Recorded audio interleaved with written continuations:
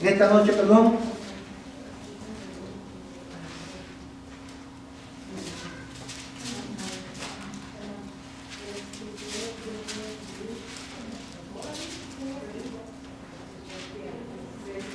Isaías capítulo 55, verso 11, ¿todos lo tienen, hermanos?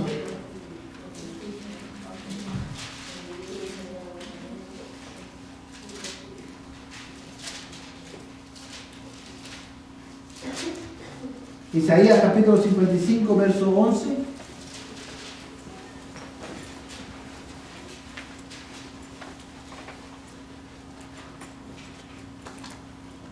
Vamos a leer, hermano, desde el verso 10 para que podamos tener el contexto. Isaías capítulo 55, verso 10 al 11. Dice la palabra de Dios de esta manera, hermanos: porque como descienden de los cielos la lluvia y la nieve, y no vuelva ya vacía, sino que riega la tierra, haciéndola producir y germinar, dando semilla al sembrador y pan al que come, así será mi palabra que sale de mi boca. No volverá a mí vacía, sin haber realizado lo que deseo y logrado el propósito para el cual la envié. Vamos a leer el verso 11 nuevamente. Así será mi palabra que sale de mi boca, no volverá a mí vacía, sin haber realizado lo que deseo y logrado el propósito para el cual la envié.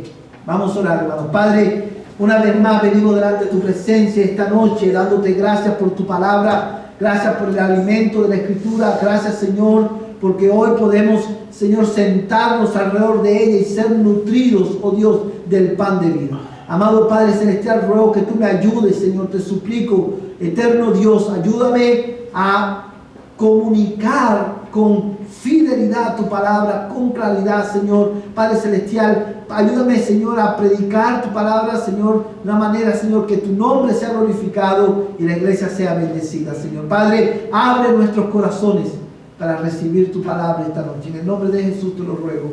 Amén, amén. Y amén. Hermanos, esta noche vamos a continuar con nuestro tema, la infalibilidad y la inerrancia de la Biblia. Y he querido intencionalmente, hermano, comenzar con el mismo pasaje que comencé la semana pasada este tema, porque quiero hacer algo, hermano, un poquito diferente. Quiero implementar algo mientras,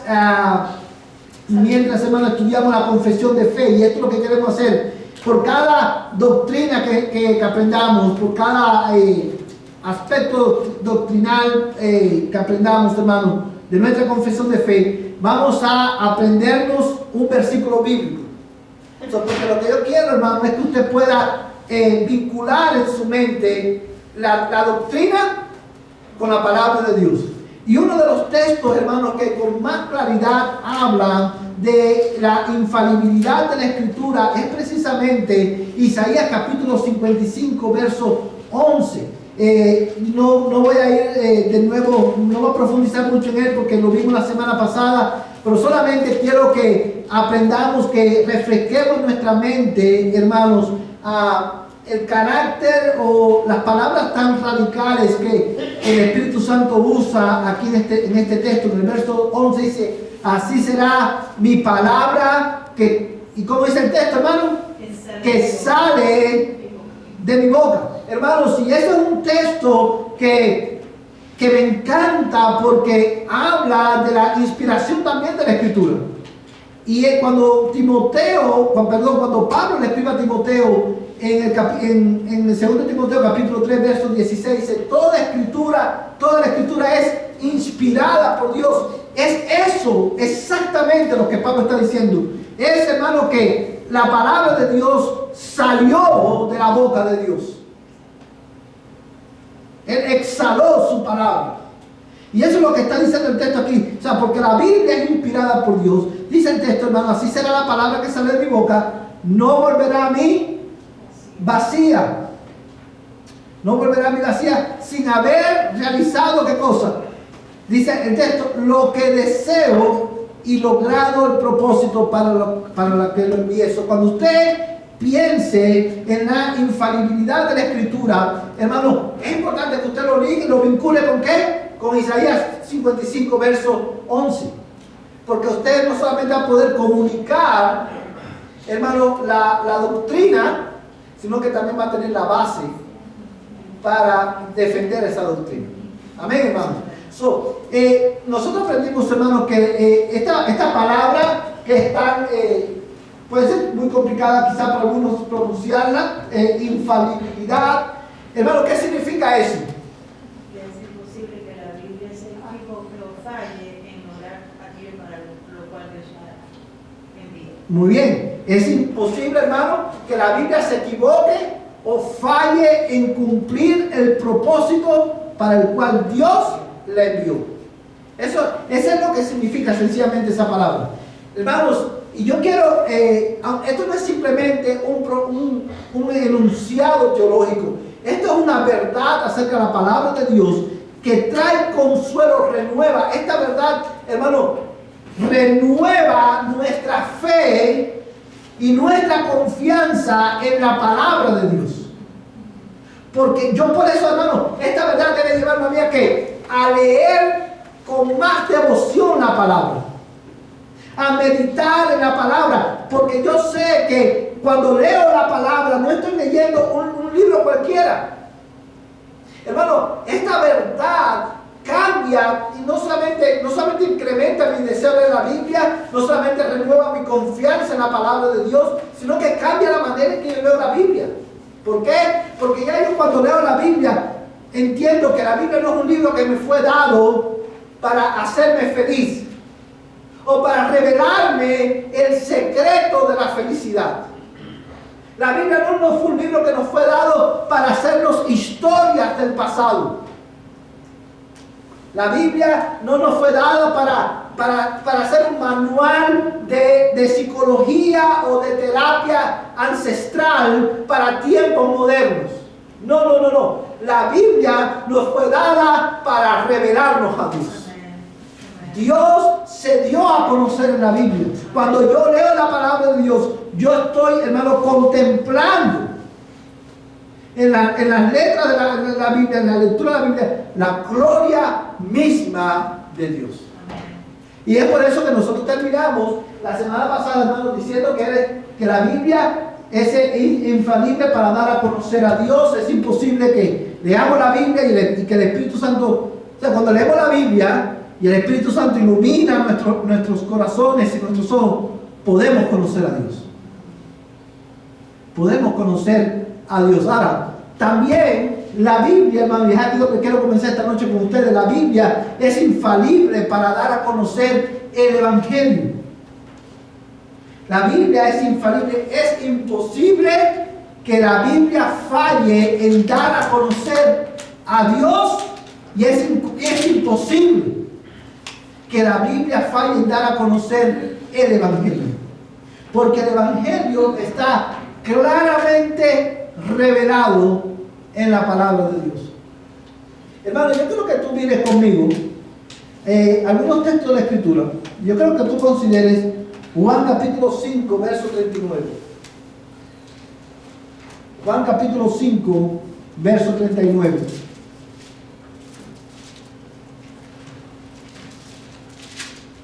¿Todos lo tienen, hermanos?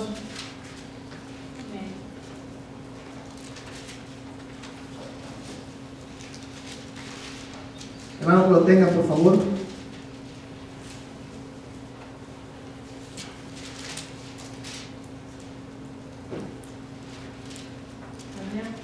Sí, hermano. Examináis las Escrituras porque vosotros pensáis que en ellas tenéis vida eterna. Ellas son las que dan testimonio de mí. Gracias, hermano. Fíjate cómo dice este pasaje de la Escritura, Juan capítulo 5, verso 39. Yo quiero leer, hermano, vamos a leer, hermano, desde el verso 33 para que podamos tener contexto. Dice: vosotros habéis enviado a preguntar a Juan y él ha dado testimonio ¿de qué? De la verdad. Pero el testimonio que yo recibo no es de hombres, mas digo esto para que vosotros seáis salvos. Él era la lámpara que ardía y alumbraba, y vosotros quisiste regocijaros por un tiempo en su luz. Pero el testimonio que yo tengo es mayor que el de Juan, porque las obras que el Padre me ha dado para llevar a cabo, las mismas obras que yo hago, dan testimonio de mí, de que el Padre me ha enviado. Yo creo que tú vayas, hermano, asimilando lo que Cristo está diciendo a los judíos. Vino Juan el Bautista y ustedes, hermano, Cristo le dijo, ustedes se quisieron regocijar por un tiempo bajo su luz. ¿Qué significa eso? Que ellos por algún tiempo, ellos escucharon y les gustó el mensaje que Juan tenía. ¿Y cuál era el mensaje que Juan tenía? Detrás viene uno, del cual yo no soy digno de desatar el calzado de sus pies, la correa del calzado de sus pies, arrepentidos, y por algún tiempo ellos escucharon y se regocijaron en eso. Sin embargo, Cristo dice, el testimonio que yo doy es mayor que el testimonio de Juan. Y dice, hermano, el texto en el verso 36, pero el testimonio que yo tengo es mayor que el de Juan, porque las obras que el Padre me ha dado para llevar a cabo, las mismas obras que hago, dan testimonio de mí, de que el Padre me ha enviado. Son las obras que Cristo hacía, era el testimonio de Dios, el Padre, de que Cristo verdaderamente es el Salvador de todos los que creen. Que Él es el Mesías, que Él es el Cristo, que Él era el Hijo de David, que Él es, hermano, el único en el cual hay eterna redención. Las obras que Cristo hacía eran el testimonio del Padre de que Cristo es verdaderamente el Hijo de Dios encarnado. Y seguimos leyendo, verso 37, dice, y el Padre que me envió, ese ha dado testimonio de mí, pero no habéis oído jamás su voz, ni habéis visto su apariencia. Y su palabra no la tenéis morando en vosotros, porque no creéis en aquel que Él envió.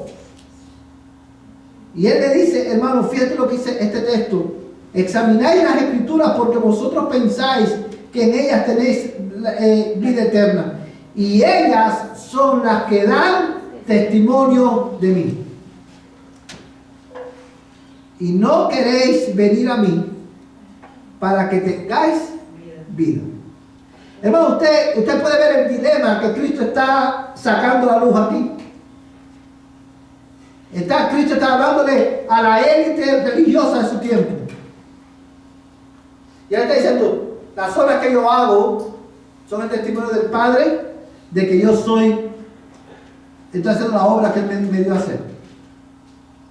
Y Él le dice, él lo confronta y le dice, en el verso 38, hermano, este es el problema que tenían los judíos y es el problema que hoy mucha gente tiene que está sentada en las iglesias. En el verso 38 dice, y la palabra y su palabra, dice, verso 37, y el Padre que me envió, ese ha dado testimonio de mí, pero no habéis oído jamás su voz, ni habéis visto su apariencia. ¿Qué le está diciendo Cristo, hermano? Cuando dice, ustedes no han oído su voz, ni han visto nunca su apariencia. ¿Qué le está diciendo Cristo? ¿Cómo usted traduciría esa declaración? Como que él va a entender que él sí lo ha visto y él ha escuchado su voz. Que lo ha visto, muy bien, eso es algo que se infiere, que está implícito en el pasaje. Cristo lo ha visto y él ha oído su voz, como él mismo dijo, ha dicho en otra ocasión, que él no habla de su propia cuenta, sino que él habla de lo que Dios, el Padre, le dio que hablara. Muy bien, pero cuando enfoquémonos en los judíos, en los fariseos, cuando él le dice, ustedes van a escuchar, su palabra no la tienen morando, verso 37, pero no habéis oído jamás su voz, ni habéis visto su palabra, su apariencia. ¿Qué le está diciendo, hermano? Ustedes no conocen a Dios. Ustedes no lo conocen. ¿Y por qué no lo conocen? Dice el texto, hermano, de esta manera en el verso 38, y su palabra no la tenéis morando en vosotros, porque no creéis en aquel que le envió. Y el verso 39, ¿cómo dice? Examináis las escrituras, porque vosotros pensáis que en ellas tenéis vida eterna. ¿Cuál era el conflicto que había aquí, hermano? Que ellos conocían la Biblia, pero no creían lo que ellos conocían las escrituras, pero no creían lo que las escrituras decían realmente. Por lo tanto, era un conocimiento Vano. para Ellos conocían la escritura, ellos conocían a Dios, no conocían a Dios, perdón. Conocían la escritura, la examinaban, porque ellos creían que en ella estaba la vida eterna. Sin embargo, la palabra de Dios no moraba en ellos. ¿No es ese el problema de muchas personas hoy, hermano? Que conocen la Biblia, pero la palabra de Dios no habita en ellos porque no han creído verdaderamente en aquel que el Padre envió, Jesucristo. Y Cristo le sigue diciendo, hermano, examinad las escrituras porque vosotros pensáis que ellas tenéis vida eterna, y ellas son las que dan testimonio de mí. Evidentemente, cuando Cristo está diciendo ellas son las que dan testimonio de mí, nos está diciendo que la escritura, la palabra de Dios, nos fue dada, nos fue revelada, no como un manual de filosofía religiosa, sino para darnos a conocer a Cristo, para revelarnos a Cristo, para llevarnos a mirar y a descansar en Cristo.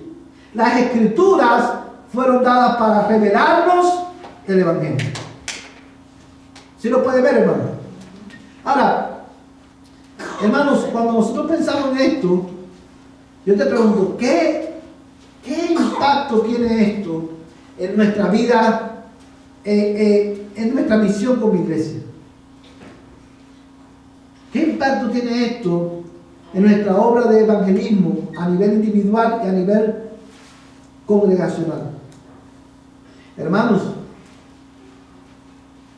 como hemos dicho, y esto lo decimos mucho en la clase de nuevos miembros, y usted me ha escuchado repetirlo muchas veces en nuestra iglesia, tu testimonio no es el evangelio. Tu testimonio puede ser muy interesante y muy extraordinario, pero tu testimonio no salva a nadie. Dios no va a salvar a nadie a través de tu testimonio. Dios salva y revela el evangelio por medio de su palabra. Predica la palabra. Sé intencional en dar a conocer el evangelio, hermanos. Y como también hemos visto, hemos dicho muchas veces, cuando usted lee la Biblia de Génesis, Apocalipsis, es la historia de la redención. Es la historia, hermano, el evangelio es el resumen. Si usted lo quiere ver así, es el resumen de la historia de la Biblia. ¿Por qué digo esto, hermano? Porque cuando tú lees 1 Corintios capítulo 15, ¿qué dice 1 Corintios capítulo 15, hermano? Capítulo 15, verso 2 en adelante, ¿qué dice? Bueno, vamos a ir al texto. 1 Corintios capítulo 15. ¿Tú lo tienes, hermano?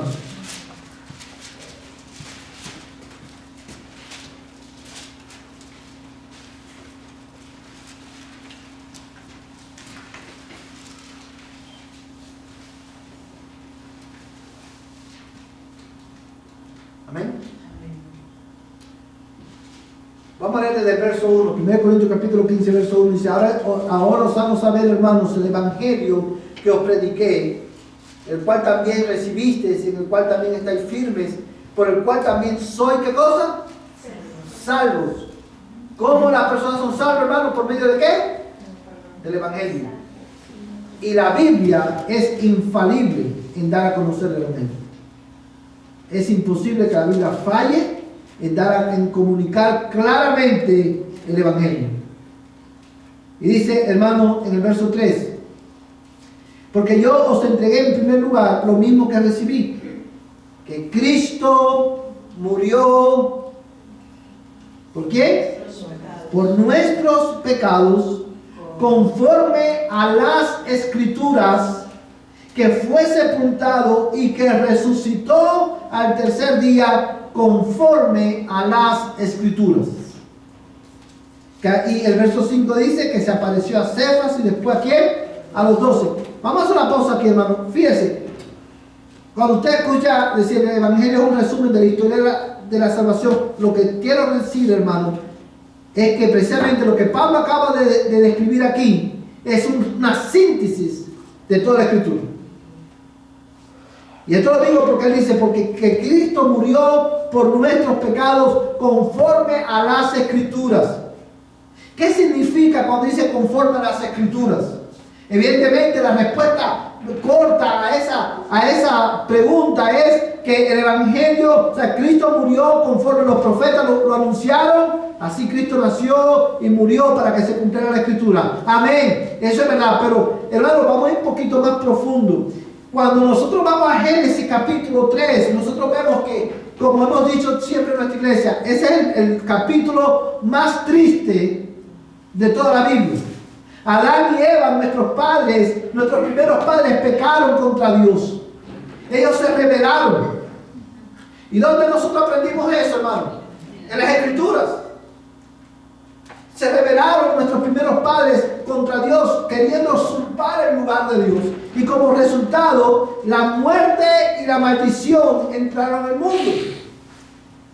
Y eso, como vimos el domingo, es una de las razones por las cuales nosotros sufrimos. A partir de este momento, la muerte reinó por el pecado de uno y toda la creación fue sujeta ¿a qué? A maldición. Pero en medio de la declaración de la justicia de Dios, Dios presenta, Dios juzga a Adán y a Eva y da el juicio apropiado a su rebelión. Pero en medio del juicio, Dios proclama un mensaje de esperanza. Y no solamente que lo proclama, sino que lo ilustra para Adán y a Eva. Y para nosotros también. En Génesis capítulo 3, cuando dice a la serpiente, y pondré enemistad entre tu simiente y la simiente de la mujer. Tú le herirás en el calcañar y ella te herirá en la cabeza. Está hablando, hermano, ahí específicamente acerca del hecho de que la simiente de la mujer iba a morir. Y la muerte de la simiente de la mujer representaría la victoria definitiva sobre el imperio de la muerte y sobre el imperio de Satanás. Pero no solamente eso. En ese momento, en medio de la desesperanza y del juicio, Adán y Eva tuvieron un respiro de esperanza. Esperemos por la simiente de la mujer. Pero no solamente ahí se quedó. Dios le ilustró el Evangelio. Porque dice la Biblia que cuando Adán y Eva pecaron, ¿qué hicieron ellos, hermano? Cuando vieron que estaban desnudos, se cubrieron con hojas de higuera. Dios hizo el primer sacrificio. Y Dios mató animales y con pieles de animales cubrió la desnudez de Adán y Eva. Dios tomando la iniciativa. Y Adán y Eva le dijeron a sus hijos, esto no pasó. Pero Dios prometió que la simiente de la mujer iba a vencer la simiente de la serpiente. Y aquí el tiempo pasa y vemos, hermano, al papá de Noé, como hemos dicho, cuando Noé nació, él pensaba, este es el que nos va a redimir de la maldición. Porque ellos estaban esperando a la simiente de la mujer. Y hermano, a partir de ese momento vienen los libros históricos, los libros proféticos, y se va haciendo más claro para nosotros y para el pueblo de Dios la identidad de la simiente de la mujer, que cuál era necesario que muriera para redimirnos de la maldición en la que fuimos sumidos por el pecado de nuestros padres Adán y Eva. Y viene, hermano, el último profeta, bueno, el antepenúltimo profeta de la Biblia. No, el penúltimo profeta de la Biblia, del Antiguo Testamento. ¿Quién fue el penúltimo profeta del Antiguo Testamento? Miqueas o Malaquías. Fue Malaquías. Hermanos, ¿qué dijo Dios a través de Malaquías? Vamos a ir, hermanos, a Malaquías. Todos vamos a ir a Malaquías. Malaquías es el último libro del Antiguo Testamento. Malaquías, el último capítulo, hermano. ¿Todo lo tiene?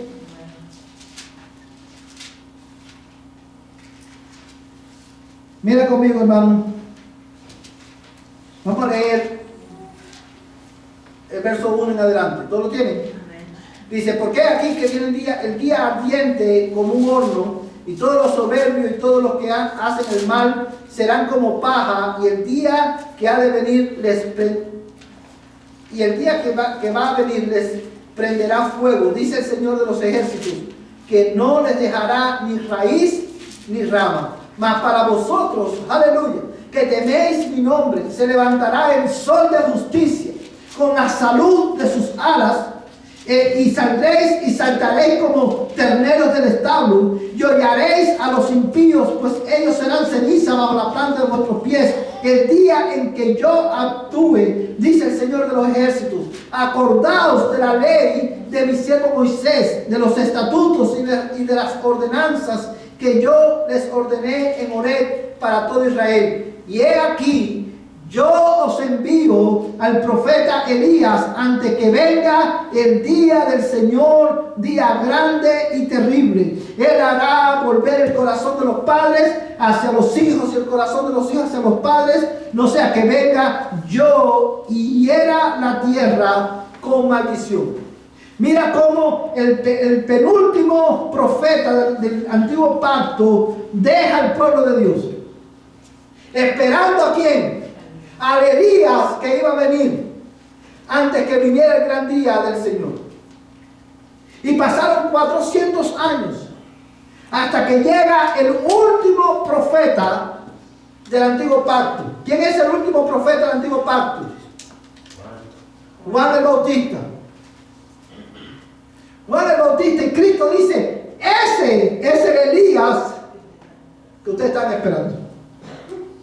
Y cuando viene Malaquías, se dice, he aquí, yo os envío el profeta Elías antes que venga el día del Señor grande y terrible. Cuando llega Juan el Bautista dice, he aquí, el Cordero de Dios, míralo, que quita el pecado del mundo. A través de toda la Biblia vemos, hermanos, cómo el Evangelio se va haciendo más y más claro. Cristo murió conforme a las Escrituras, conforme a las Escrituras de Génesis capítulo 3, verso 15, conforme lo profetizaron los profetas, conforme fue ilustrado en los libros históricos. Cada libro histórico nos llevaba a mirar, nos dejaba la expectativa de un mejor rey, de un mejor profeta, de un mejor sacerdote, de un mejor sacrificio, hasta que vino Cristo a ser ese mejor rey, a ser el mejor profeta y el mejor sacerdote y el mejor sacrificio. Malaquías dice, he aquí, yo voy a enviar a Elías. Juan el Bautista dijo, he aquí el Cordero de Dios. Y llegamos a Apocalipsis y Cristo dice, he aquí, yo vengo pronto. Aleluya. La Biblia es infalible en dar a conocer el Evangelio. Predícalo, y por medio del Evangelio Dios salva a las personas. Dios salva a pecadores. La Biblia da testimonio de mí. Es por eso que tú debes orar por ti mismo, por tu alma y por el alma de tu familia, especialmente los que no conocen a Cristo, conforme el Evangelio. Señor, aplica el Evangelio en sus vidas. Cuando le leas la Escritura, cuando le leas los Salmos a tus hijos o el libro que más te guste de la Biblia, ayúdalos a ver cómo ese libro los lleva les presenta el Evangelio o los prepara para entender el Evangelio. Hermano, yo creo que una de las cosas más terribles que hemos cometido, que es uno de los pecados más terribles que se ha cometido en la iglesia contemporánea, es reducir la historia de la Biblia, del Antiguo Testamento, hermanos, para hacer, la hemos reducido a historias morales. Y se la enseñamos a los libros a los niños en la escuela dominical. Hermanos, usted nunca se ha topado personas que son adultos. Y usted conversa con ellos y le dice, no, sí, yo crecí en la iglesia. Yo me sé la historia de quién. De David y Goliat. O yo me sé la historia así de Noé. Del arca, de ese barco, no, ni siquiera arca dice, de ese barco grande. Yo me sé la historia de Jonás. Yo me acuerdo que mi abuelita me hacía la historia de Jonás. Ay, hermano, perdimos el tiempo. Porque fallamos en enseñarle cómo Jonás apunta a Cristo. El único que puede salvar sus almas. Como Noé y el arca, como el arca de Noé apunta a Cristo como el arca de la salvación. Qué diferente, hermano, es que te digan, mira la diferencia. A que digan, sí, yo recuerdo la historia de Noé. A que digan, sí, yo no soy cristiano, pero yo recuerdo que mi maestra de escuela dominical, mi pastor, mi abuelita, mi mamá, cuando me leía la historia de Noé y la historia de Jonás, yo no me acuerdo del nombre de aquella persona que se atragó una ballena o un pez grande. Lo que sí me acuerdo es que mi abuelita o mi mamá o mi pastor o mi maestro me decía que ese hombre, la historia de ese hombre apuntaba a Cristo, el único que podía salvar. Que como mismo Jonás estuvo en el vientre del pez por 3 días y 3 noches, de esa misma manera vendría uno después que los cristianos le llaman el Cristo. Y moriría y estaría en la tierra enterrado por 3 días, al tercer día resucitaría para que el que cree tenga vida eterna. ¿Sí ve la diferencia? A que sencillamente digan, no, yo sí sé la historia de Jonás o la historia de David.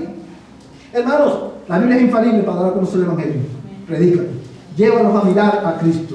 Cristo mismo dijo, la Escritura da testimonio de mí. Hermanos, la Biblia es infalible en guiar al pueblo de Dios en una vida que glorifique a Dios. La Biblia es infalible. Es imposible que usted lea la Biblia, medite en la Biblia, hermanos, y que por la gracia de Dios su vida no cambie y usted empieza a vivir una vida que glorifique a Dios. Y quiero, hermano, que usted mire conmigo algunos textos de la Escritura. Quiero que mire el Salmo 119, verso 105. Salmo 119, verso 105.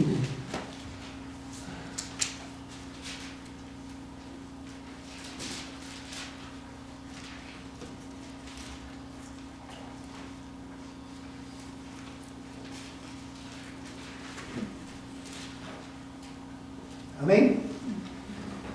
¿Quién lo quiere leer, hermanos?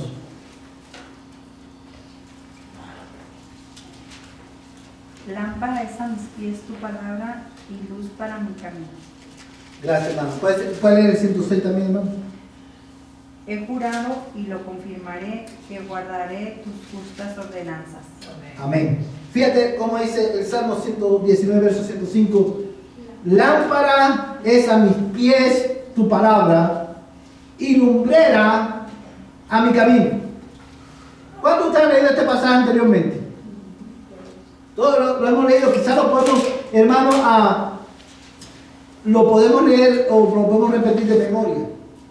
Ahora, dice la palabra de Dios, hermano, lámpara a mis pies tu palabra y lumbrera a mi camino. Yo quiero que tú imagines, porque esta imagen visual para nosotros hoy en Dallas, Texas, en el 2026 pierde el impacto de la imagen. Pero imagínate que usted está, hermano, en un lugar, en un campo de Cuba o de México, en un rancho, que ahí no hay, usted no ve nada. Y para colmo ese día, esa noche hasta está nublado y no se ven las estrellas. Y usted quiere llegar. Y ahí usted sabe, hermano, en Cuba, por ejemplo, yo tuve la oportunidad de ir a visitar una iglesia que está en Baracoa. Ahora no me acuerdo cómo se llama el lugar, pero Arroyo de Capítulo. La iglesia, el templo, hermano, estaba en la cima de una loma. Y cuando nosotros llegamos, que nos tomó una eternidad para llegar allá, porque en Cuba todo se hace más difícil, y nos tomó una eternidad para llegar allí. Cuando llegamos a la loma, el pastor, yo recuerdo que mi pastor me dijo: ahora tenemos que bajarnos. Usted ve aquel techo que está ahí arriba. Yo decía: sí, todo lo vemos. Dice: allí vamos, ese es el templo. Cuando nosotros empezamos a subir aquella loma, era barranco por un lado y barranco para el otro. Cuando llegó la noche, hermano, allí no se veía nada.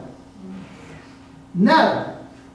Y usted solamente se veía cuando estaba parado en la punta del lomo, usted miraba para abajo y usted veía, hermano, varias lucecitas que iban subiendo, que se iban moviendo. Y esos eran los hermanos que iban con una antorcha o con una vela, caminando, alumbrándose, para poder llegar a la iglesia.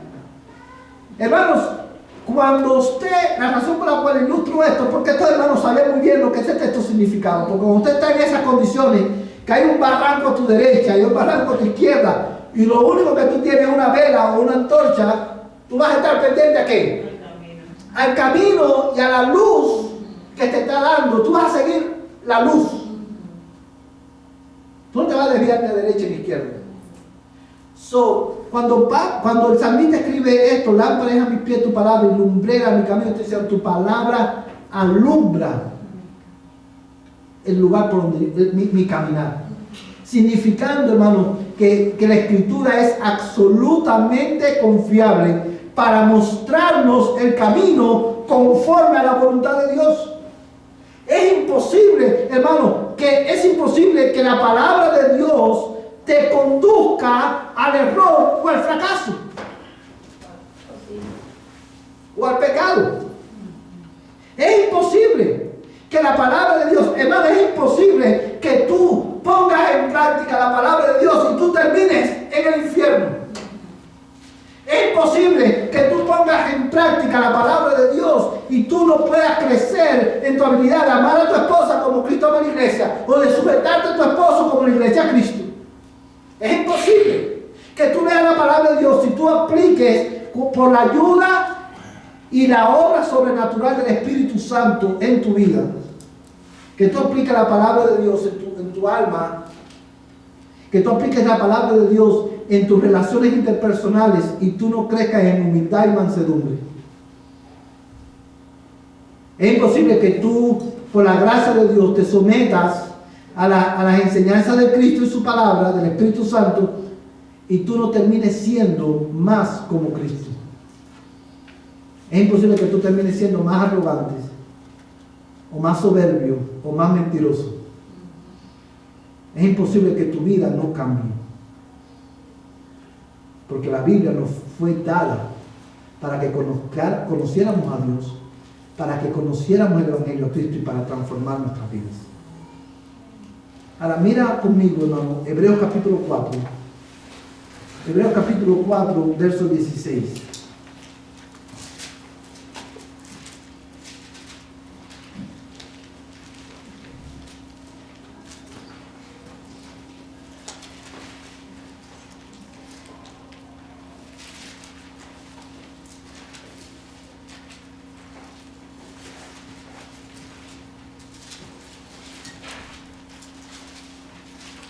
¿No lo tienen, hermanos?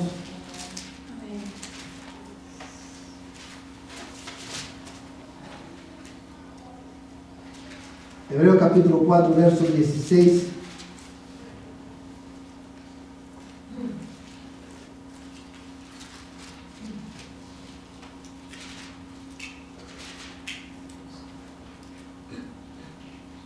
Denme un segundito solamente, hermano.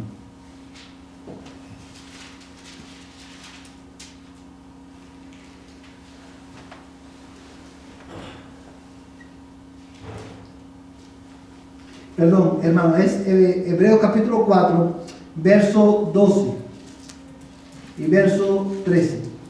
Amén. Mira aquí, hermano, cómo el autor de los Hebreos nos muestra cómo nosotros cambiamos o cómo Dios nos cambia. Y acuérdate que decíamos que la Biblia es infalible en transformarnos, en lograr el propósito de ¿qué? De guiarnos en caminar conforme a la voluntad de Dios.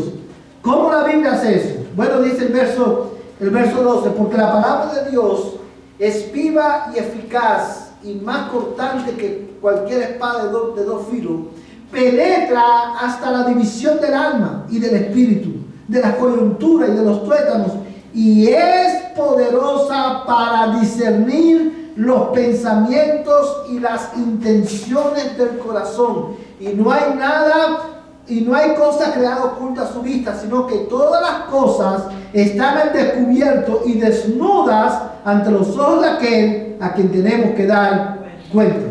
Vamos a hacer una pausa aquí. Dice la palabra, en otras palabras, hermano, lo que el autor no se está diciendo, que la Biblia es poderosa para sacar a la luz tu pecado más oculto. Cuando tú escuchas la palabra de Dios ser predicada fielmente, o cuando tú lees la Biblia con la intención de conocer más a Dios y conocer más a Cristo, y el Espíritu Santo obra en tu vida a través de la palabra, Dios va a revelar tu pecado. Porque la palabra de Dios es como una espada que penetra hasta partir el alma. Penetra, hermano, y expone la suciedad que hay en tu corazón. ¿Y tú sabes cómo la expone? Revelándote la belleza y la gloria de Cristo. Y tú puedes ver cuán sucio está tu alma. Y discierne, hermano, tus intenciones del corazón, algo que nosotros no damos a conocer, algo que nosotros, hermano, ¿por qué nosotros hacemos lo que hacemos? Solamente usted y Dios lo sabe. Pero cuando tú haces algo con la motivación equivocada, y lee la palabra, el Espíritu Santo usa la palabra para juzgar tus motivaciones y para guiarte al arrepentimiento. Y de esa manera te transforma. Pero cuando la palabra de Dios, aleluya, cuando la palabra de Dios transforma tus emociones, expone tu pecado, penetra tu alma, tú escuchas la palabra, hermanos, cuando tú vienes a escuchar el mensaje del domingo, el mensaje del domingo no está supuesto a hacer una plática para hacerte sentir bien acerca de ti mismo. El mensaje del domingo o cualquier mensaje cristiano tiene como propósito exponer la Escritura, revelarte a Cristo para que tú veas tu propio pecado y cuánto necesitas de Cristo y llevarte a correr a Él. La palabra, cada vez que leemos la Escritura hermano, o la escuchamos explicada fielmente, el Espíritu Santo nos convence de pecado, nos muestra en qué áreas estamos pecando contra Dios y nos guía al arrepentimiento. Ahora, cuando leo la Escritura así, hermano, yo me quedo así aplastado, porque cuando el pastor predicó la palabra de Dios fielmente, fui expuesto a que, wow, yo volví a desobedecer a papá y a mamá. Yo ofendí a mi padre nuevamente, yo desobedecí, o yo dije una mentira a mis padres, o yo traté mal a mi esposa. Mira, la palabra de Dios me confronta, ¿cómo yo puedo decir esto? Y te deja, hermano, ¿cómo? Te deja aplastado, pero te lleva a mirar a Cristo en busca de consuelo. Porque la palabra no solamente expone tu pecado, sino que te lleva a mirar a Cristo como tu única esperanza. Porque después que el autor a los Hebreos le dice esto, hermano, acerca de la palabra de Dios, él continúa diciendo, y dice, no hay cosa creada oculta a su vista, sino, dice el texto, hermano, que todas las cosas están al descubierto y desnudas ante los ojos de aquel a quien tenemos que dar cuenta. Wow, hermano, esa es una declaración que te hace como temblar. Te hace temblar. Yo siempre digo a los niños, a los adolescentes, a los jóvenes, tú puedes engañar a tu maestro en la escuela, tú puedes engañar a tu mamá, a tu papá, Tú puedes esconderte de ellos, pero de Dios no podemos escondernos. Creas o no creas, todas las cosas están desnudas delante de los ojos de aquel, y es aquí una expresión que nos hace temblar ante los ojos de aquel, delante de quien tenemos que dar cuenta. Créalo o no lo creas, es irrelevante. Un día tú y yo tenemos que dar cuenta delante del Dios creador de todas las cosas. Tú y yo somos accountable to God.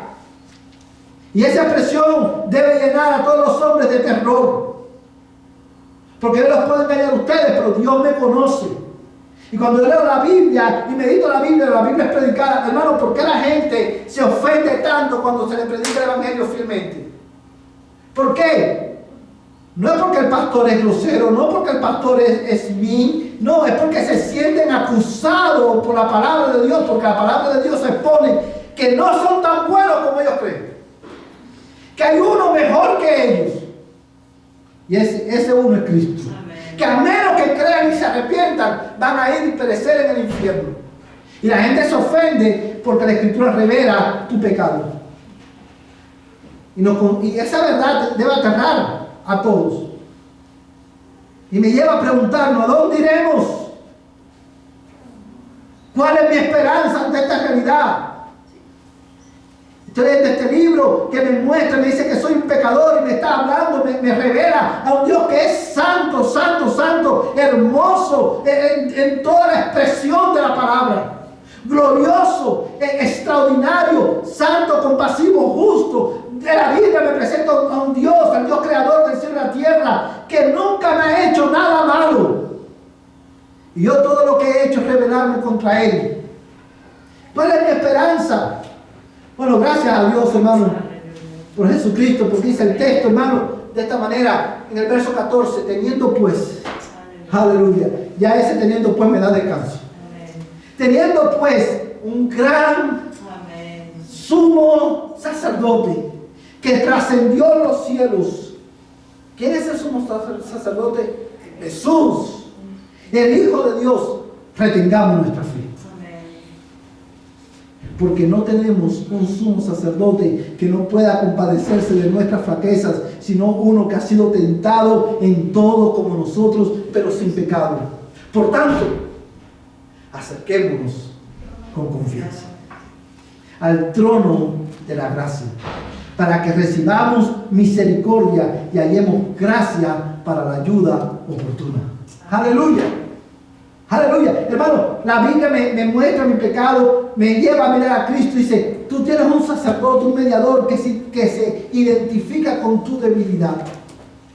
Cuando tú vienes delante de Dios en el nombre de Jesucristo, dices, Señor, perdóname porque yo ofendí a mi hermano, perdóname porque yo desobedecí a mis padres, perdóname porque yo dije una mentira, o cualquiera que sea ese pecado, cualquiera que sea, perdóname.